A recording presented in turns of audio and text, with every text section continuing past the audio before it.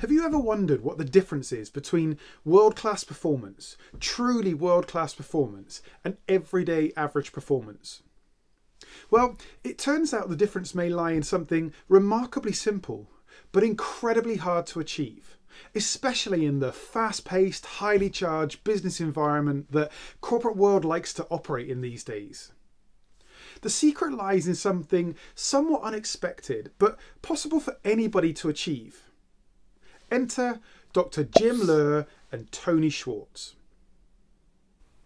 Now, for many of you out there, these two fine gentlemen may indeed be unfamiliar or even unknown to you, but they are worth getting to know, as their model on high performance is one that has radically shaped the performance of some of the world's best athletes and business leaders alike. Jim Loehr is a world-renowned performance psychologist, speaker and author. And alongside fellow accomplished author Tony Schwartz, they produced the New York Times best-selling book, The Power of Full Engagement. A book that has at its core insight and thinking on how to manage personal energy in order to bring about the very highest levels of performance. It's a book that shaped both Schwartz and Loehr's careers in many ways, with its thinking and principles shared and adopted with some of the world's leading organisations. Between Loehr and Schwartz, their thinking on human energy management and performance has been shared with a vast array of Fortune 500 companies, with Loehr in particular having coached many of the Fortune 100 executives personally. Organisations like Facebook, Sony, Procter & Gamble and Citigroup, as well as organisations like the FBI and military special forces teams, have all knocked on their respective doors to learn more about how to unlock performance advantage in their organisations. This is a model that positively impacted everyone from surgeons to CEOs, it would seem. Between them, Loehr and Schwartz have amassed a whopping 20 books on the subject of elite performance. Jim Loehr in particular has worked with numerous elite athletes on their personal performance, covering every sport from professional tennis to boxing, and from basketball to race car driving.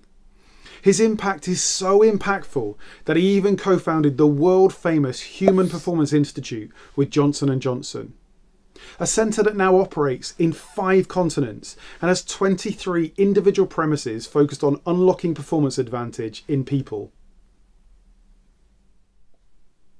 The model The Power of Full Engagement gives us is one that challenges us to think differently about emotional energy. It promotes giving attention to the emotions we carry with us at work and to manage our energy levels more acutely in order to find greater performance edge. Through an incredibly simple concept, Loehr and Schwartz introduce us to the spectrum of emotional energy, where through improved balance and management of our personal energy, we can discover and more sustainably achieve and maintain enhanced performance. The emotion and energy we carry with us through any given day, activity or event can be the difference between excelling or even underperforming, it would seem.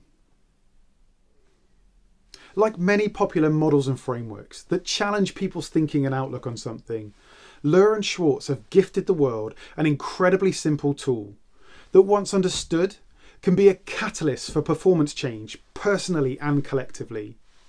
Their model helps us to understand the difference between 4 energy sources and how the combination of energy and emotion play a critical part in performing or burning out.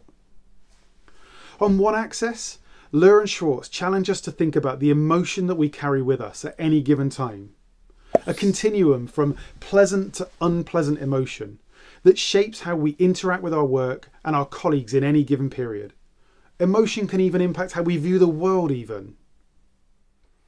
On the opposing axis, they get us thinking about our personal energy levels and whether at any given moment, in conjunction with our emotions, we are in high energy mode or low energy mode, the two being of critical importance to performance and with both required rather than one being preferred over the other. All of this comes together in an incredibly simple 4-box that enables us to see how we may tactically or inadvertently maneuver between zones in going about our business and in performing in our roles. To be in the performance zone is for one to be energized about the work that they're doing. We feel a personal sense of connection to what we're undertaking and what we're set on accomplishing. We're challenged by the work we're doing and hopeful, passionate and aligned with the wider purpose and wider mission of the company. This zone sees us blend together high personal energy with positive emotion, a place where our best work becomes possible and high performance becomes attainable. In contrast, the survival zone takes the same high level energy, but when combined with negative emotion that we may be carrying or experiencing, can lead to an eventual sense of anger and frustration towards our work or even our colleagues. We become tense, defensive, or even combative in our interactions with people and about the company and our roles in general. We become fearful and anxious about what the future might hold, all of which leads to a decline in our well-being, and when remaining in this zone for too long a period of time can have an alarming and detrimental effect on a person's mental health. Performance in this zone is less than optimal, despite the high efforts that we're still putting in. It becomes the very opposite of what a company or what we personally may be wanting to achieve through our work. If a person stays in a state of survival for too long, then there's only one place that energy can go, and that's south. The burnout zone indicates when a person takes the negative emotion they were experiencing in the previous zone, but sees their energy level drop from high to low. Exhaustion takes hold, and we feel a sense of defeat in our work. We're hopeless for what the future might hold, and carry a sense of sadness or grief even for what life has become or what has materialised in our roles. Burnout eventually takes hold, and a once potentially high-performing individual either quits and leaves, quits and stays, essentially giving up on the job and no longer caring about their work, or goes off sick. It's important to note, burnout isn't some fancy modern word made up by HR to label someone.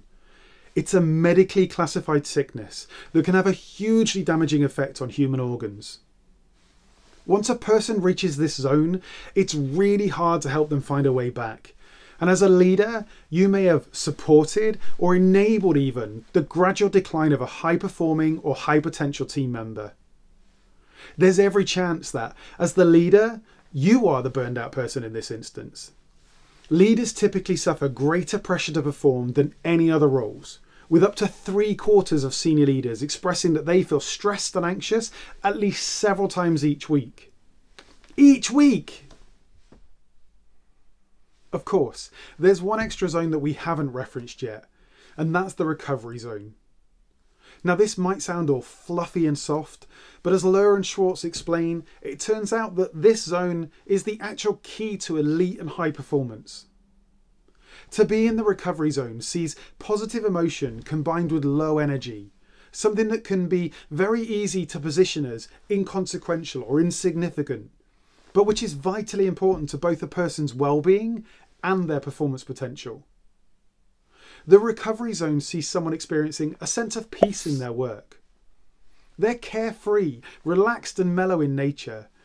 The lack of focus and drive that they have in this brief period of time enables a person's personal batteries to be recharged and their drive and determination to go again come around a further time. What this outstanding model teaches us is that balance is the key to elite performance. We must learn to balance performance with recovery time. As Loehr and Schwartz say in their book, energy capacity diminishes both with overuse and with underuse, and therefore we must learn to balance energy expenditure with periods of intermittent energy renewal. This is where performance advantage truly lies. This is the skill that the very best athletes have managed to tune into in making space for recovery and renewal amongst high performance. And the highest performing employees and leaders, they've discovered this art also. In the ultra competitive, often rushed, highly reactive, always on environment that many professionals find themselves in these days, it may seem that to be our best, most high performing self, we should be aiming to be in the performance zone at all times. To keep up with the Joneses, we find ourselves subliminally guilted into doing as much as we can for as long as we can. But that particular race is unwinnable. We simply cannot sustain high performance, not permanently, as what eventually takes hold is a state of survival, and that in turn can lead to fatigue, burnout, and the eventual giving up on work, or worse, getting sick. As Jim Loehr says in the many talks he has given on this subject, we live in a world that celebrates work and activity, one that ignores renewal and recovery, and which fails to recognise that both are necessary for sustained high performance. Life is about a series of sprints that make up a part of a much larger race. We need to view downtime as productive time and make managing our energy as big a priority as we are encouraged to manage our time. As with all habits and rituals, which downtime should become for someone who wants to be a high performer, we need to value something in order to behave in accordance with it. Mindset drives behaviour, and the emotional intelligence we have to be tuned into our emotions and energy, as well as the emotion and energy of others, is what sets us apart from the pack and enables a person to grow in line with this model. And that's how to use this model. Start with self-reflection. Ask yourself 3 simple and straightforward questions. Like this.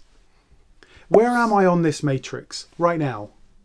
What's contributing to my current energy and emotion, positive or negative? And this. Where might I need to move towards next in order to be my best self? And finally, how will I manage moving from one zone to the next? To be a leader means to be responsible. And that means being responsible with oneself as much as it is about being responsible for others. Start by taking care of yourself and role modelling what others can learn from. Then you can cast your eye further afield.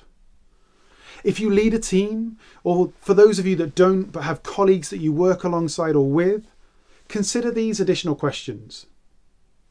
Where do I perceive my team or my colleagues on this matrix right now? What might be contributing to their current energy and emotion? Or this, am I personally contributing to my team or my colleagues' energy and emotion in any particular way? Or finally this, what could I do that would help my team or my colleagues move to a better place on the matrix, should they be in need of that? You may feel you know the answer to these questions already, but we all know that the only way to really know something is to ask. Be curious. Use the model to engage in conversation with people. Better still, bring it to your next team meeting as a conversation starter. You are what you repeatedly do. And becoming a master at managing personal energy levels and encouraging better management of other people's personal energy levels, it turns out, can be the practical difference between average performance and elite level performance. As always, there's more information about this book and the people behind it in the comments section below. Please have an explore of who they are and what they've done and all that they've accomplished. And keep coming back to see us. There's loads of episodes still to come. We'll see you again soon.